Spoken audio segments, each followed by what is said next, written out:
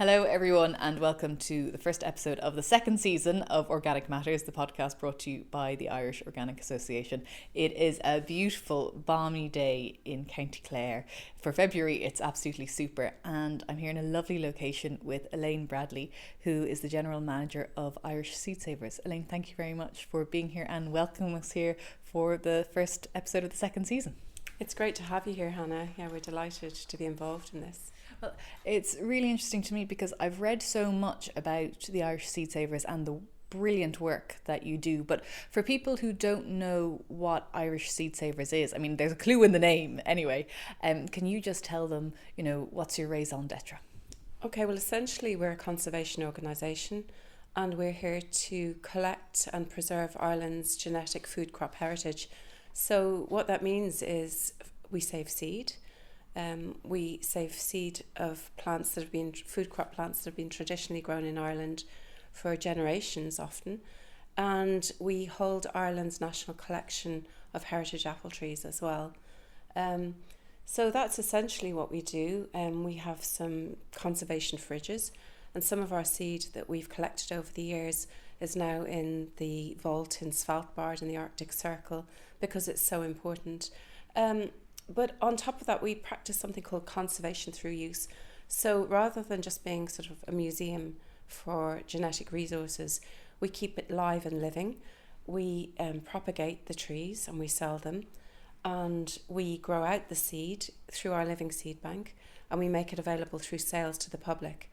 And in doing that, well, it partly funds our work, but it also, I suppose it disperses genetic resources, and as we know in terms of conservation, getting those plants out there, getting those trees out there, growing in all different parts of the country, it's really vitally important.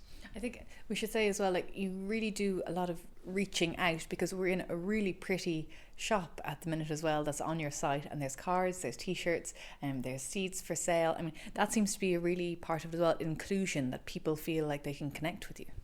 Yeah, public engagement is a huge part of our work. Trying to raise awareness of the importance of the seed, which is grown organically and it's open pollinated.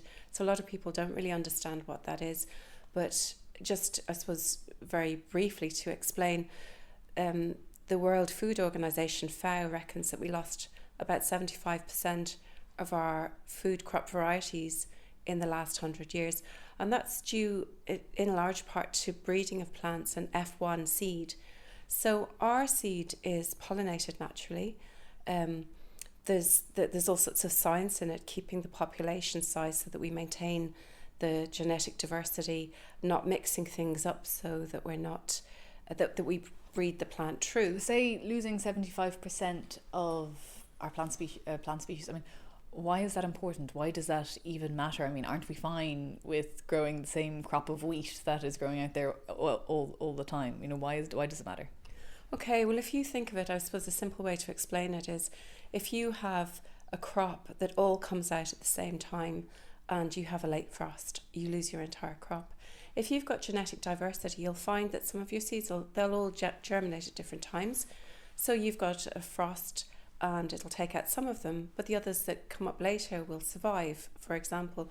So it's really, it's a inbuilt survival mechanism within the plants. The diversity allows, it gives the best chances for continuation, I suppose, so that you lose some, but the others will continue on. And in a time of food insecurity, one where reliable on so few crops, this is really vitally important. And I think more and more it's becoming understood why this is important. I think perhaps even the war in the Ukraine kind of threw that into context for a lot of people, how reliant we are on a certain type of a sunflower seed or a certain type of wheat. It kind of got people talking about grains for the first time. Did you find that? Absolutely, and a lot of people coming to us looking for grains.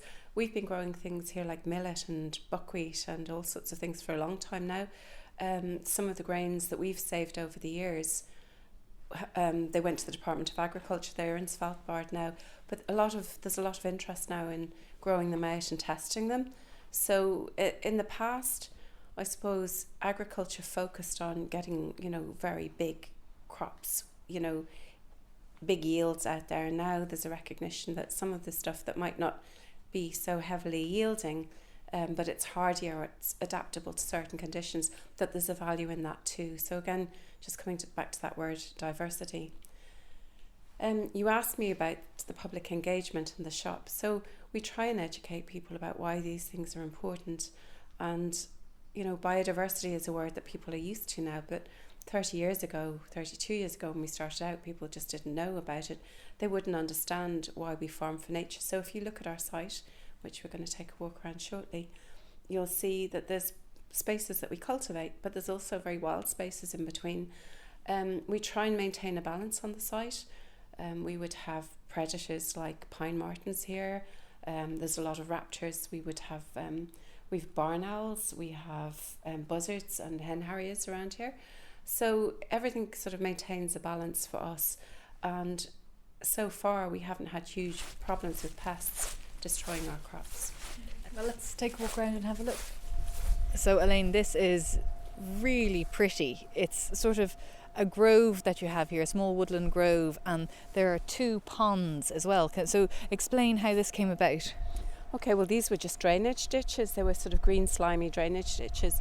And we would work with Burren Bio Trust. We provide them with the apple trees for their orchards for the Hare's Corner. But we also availed of the Hare's Corner project, and we got a digger in and we dug out our ditches. And we've created a wetland area and a pond. So as you can see, the pond is completely colonised by frogs.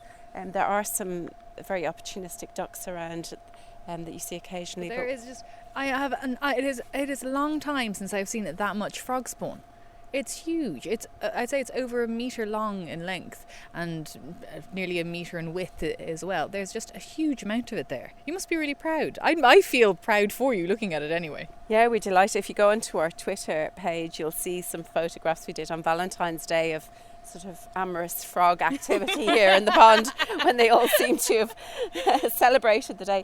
Just to say, you'll hear a noise, that sort of buzzing noise in the background. That's the refrigeration unit. So we've got the seed banks just on the other side there, where we hold the seed. So it's quite technical. They have to be kept at a certain temperature. Absolutely, and humidity as well. And we've got it rigged up with alarms that if the electricity was cut out, we get text to phones. We have a backup generator, because some of the seed that we're storing is really, I suppose, rare and important. So if it was lost, it's not coming back. That's it, exactly. It's not. So, yeah. That's incredible. And the Hare's Corner as well, for people who don't know what it is, you can look up Burren Bio Trust, but it's an initiative they have, and it's very rewarding if any farmer or anyone had a corner of land and they wanted to plant some native species, and your apple trees would be in those native species. And we're going to have a quick look at the apple trees now. We'll leave the the results of the amorous frogs in peace. Elaine, we have come to a lovely orchard, and I can see a mix of slightly younger trees and older trees as well. There's something really gorgeous about ancient trees, isn't there? There's just a good feeling about them. But these are all apple trees, and they're all native Irish apple trees. They are heritage Irish apple trees, which means they were cultivated here, and they were cultivated for their apples and for food. And generally, heritage means over 50 years. But most of the apple trees in our collection are, over 100 years and longer. And why is the Irish apple tree so important? It feels like it was under attack or something at one stage. Yeah, it's a very interesting history, because I suppose that involves colonialism as well, that under British rule in Ireland, there was a scheme that was, I suppose, considered to be progressive, and where they encouraged farmers to rip out their trees and replace them with English varieties, so the Coxes and the Bramleys and the Worcester Pomaines and all of those. And at the time it was seen as progressive because these were sort of high-yielding varieties. But actually what happened is we ended up losing a huge part of our apple tree heritage. And the scheme actually after independence was continued on by our own Department of Agriculture into the 30s. So some of these trees, when Dr. Lamb did his thesis, he went around and he collected trees and he researched what was there, and the archives and the manuscripts or whatever.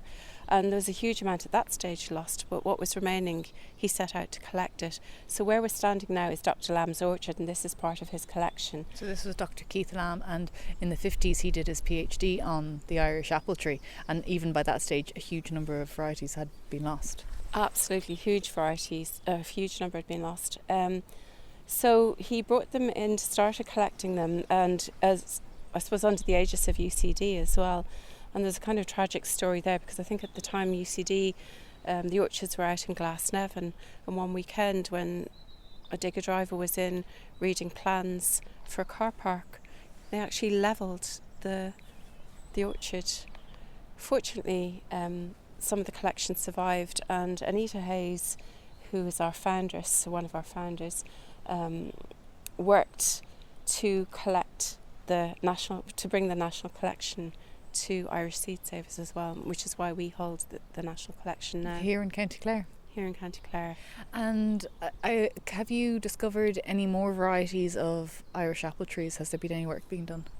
Absolutely. So going back to what we do, as I said at the beginning, conservation is the core of what we're doing. We're trying to find any what we call remnant trees, or trees in remnant orchards, because it is a case of use it or lose it, or, that time is ticking on these trees that probably their lifespan might be 120 years.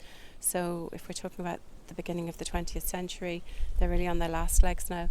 So Department of Agriculture, under the Genetic Resources Grant Scheme, gave us some funding last year, and we went out and we collected, I think it was about 300, just short of 350 samples of trees, sent them off for genetic testing in the UK, and about 15% of that has come back as having no match when run against databases. Now, not all of it is going to be unique apple trees, because some of it will be rootstock, but a lot of it will be, a significant number will be heritage apple trees that we will bring into our collection. So we're working on that now. The next step is to take scionwood and graft from those unique trees, and then to characterise them to see what the apples are like. And there's different types of apples. You've got your dessert apples, your cookers, your cider apples, and they all have different values. The trees we're interested in are the ones that were cultivated for food. You'll find apples in ditches, crab apples, that are really important as well in terms of biodiversity, but they wouldn't have been cultivated for food to the same extent. And these apples are really important to you, and I know a lot of farmers will be listening who might have signed up for Acres. I'm one of the farmers who signed up for Acres, because I love our apple trees, and actually love crab apples as well. We even not the eating type, just I love the blossom on them. But you are one of the main suppliers, if not the main supplier, of the apple trees under the Acres scheme as well. So that's an important source of funding for you guys. It absolutely is, but it's also put us under pressure. I'm not complaining, but it's meant we really have to scale up what we're doing. So if you look at our site here, we've got 20 acres, and we try and grow regeneratively. We practice agroecology. We don't want to push the land to exhaustion. So it's led us to being quite creative, and we've formed alliances with local farmers. So we trialled 3 different sites, one in Wicklow, one in Clough-Jordan Eco Village, and one down the road here in Whitegate. And we now we're working very closely with the local farmer in Whitegate. The Wicklow one turned out to be a disaster last year, because at the end of the day, herds of deer came down off the mountains and ate an entire crop of our young trees. Yeah. If it's not diggers, it's deer. Diggers and deer, exactly. Okay. So, but the other side of that is as I said, we've a local farmer. He's going to have 5,000 of our trees this year. Wow. And how many thousands of trees are you expected to get orders in for? It's not really, we don't know, is Yeah. the honest answer. We're waiting to hear. But the other side of it is that the life cycle, it takes us 2 years to produce a 1-year-old tree, which sounds counterintuitive. But for a bare root, it goes into the ground. It'll be going to the ground now at the end of February, beginning of March. It'll get bud grafted in the summer, and it won't be till next year, till the winter time, that it'll be dug up and given out. So it's a 2-year cycle. So trying to anticipate what the demand is going to be. And for us then as an NGO, all the investment is up front, because it's getting the rootstocks, the grafting, the labour is up front. You don't get the return. So We're not sure what the demand is going to be, but this year we reckon we're going to have about 10,500 trees. Some that we've grown on site, some that are in Clough-Jordan, and the rest here. One of the things I'd really like to stress that we're excited about is that the land here in Clare, and especially East Clare, is seen as traditionally poor for growing. You know, we look across Lough Derg to Tipperary and get jealous at their beautiful soil and that. But as somebody said, it's sort of a USP, a unique selling proposition for us here at Seed Savers, because we've worked with the soil and the land, and we can grow really beautiful crops of both seed, of plants for seed, but trees as well. And the same now with our farmer in Whitegate. So our local farmers around here, they're mostly small farmers. They're under a huge amount of pressure to get out of dairying and cattle. And it's interesting, a lot of them are contacting us to find out about what we do and how we do it. So we're very interested in finding a model that we can support local farmers to grow for us. We're not exhausting our land, we're growing regeneratively, and we're also economically benefiting That would be incredible. the community. Yeah. Because funding and schemes, you know, you do need them to keep going, but I feel like talking to a lot of people that there's an increasing amount of red tape or hoops to jump, and you know that can be tricky as well. Yeah, we try and balance things out. At the moment, our income is about 50-50, so roughly, so 50% grants, and they would come for the conservation work, which isn't lucrative. It's there's no profit to be made in it, and it's quite expensive. And then as I said, just running the fridges, say for example the conservation fridges, doing the scientific work around it as well, and the research. And staff, you're increasing staff too. It's impressive because this is a very rural site. I don't think people realise that you're employing so many people. So you're employing, is it 27 people? Yeah, we have 27 roles. We are the biggest employer in this area. Now a lot of those roles have been full or part-time roles. We're looking to convert a number of them to full-time. But yeah, we're a significant organisation. We had a really interesting situation in the summer where we ran into difficulties getting an order out, getting labels onto seed packets for the ploughing championships actually, and the local GAA stepped in to help us. Oh, wow. And we'd 60 now. There was a reciprocation in that we gave money for the clubhouse, and they packed our seeds for us, and we got the order out. But it was a really wonderful sense of a community coming together. So yeah, we're a significant organisation in these parts, and we're very committed to our local roots, but we also have a national remit, and we're working internationally as well, because we're part of I suppose an international group lobbying for legislation to protect open pollinated seed, because all the European legislation for seed has been industry led, and there's nothing for open pollinated. So we're working as a part of a group called ECLLD to make sure that open pollinated seed is protected. I guess on a practical level, I remember talking to an organic tillage farmer, and they were growing buckwheat, but they had to get that buckwheat seed from France. Even though they couldn't speak very good French, he managed to get a load of buckwheat seed over. Are we ever going to be at a stage where farmers who want to grow a large scale organic crop, are they going to be able to order that from you? We're kind of bound at the moment. Generally we don't supply commercially, but we would supply sort of startup packets that they could grow out for themselves and bulk up. We also, not only do we grow, but we teach skills, so it's not lost skills but forgotten skills of seed saving. And if you're a hobby gardener, it's easy enough to get your seed and to save it, keep it out next year. But actually if you're growing commercially and you're looking at longevity, then you have to consider things like population sizes, to make sure that you maintain the characteristics of the plant. It's like not inbreeding. You hear about say dogs that they're bred for the breed, and they end up with all sorts of problems bred in. You can do the same with seed as well. So you have to have a certain size population. So these are the things that commercial growers need to consider. But we are actually working on a pioneering basis actually with a delicatessen in Dublin that wants to sell sort of vegetarian food with heritage varieties, and has commissioned a farmer to grow for them. Wow. So we're working with that farmer. Our head gardener here is linking in with the grower who's very experienced but hasn't grown open pollinated and hasn't So there are, I love that there's continual opportunities and community involvement. Yeah, Elaine, thank you so much. That's been absolutely super. So if people want to find out more about the Irish Seed Savers, they can check you out online, can't they? Absolutely, irishseedsavers.ie. Follow us on Twitter or Instagram, all the usual places. And yeah, we have a number of resources online as well for people interested in saving seed. And workshop days as well, so do definitely check out the website. So for everyone listening, you have of course been listening to Organic Matters, brought to you by the Irish Organic Association, and for more about organics you can check out their website, www.irishodganicassociation.ie. But for now, I am Hannah Quinn-Mulligan and I'm looking forward to chatting to you guys next week. Take care.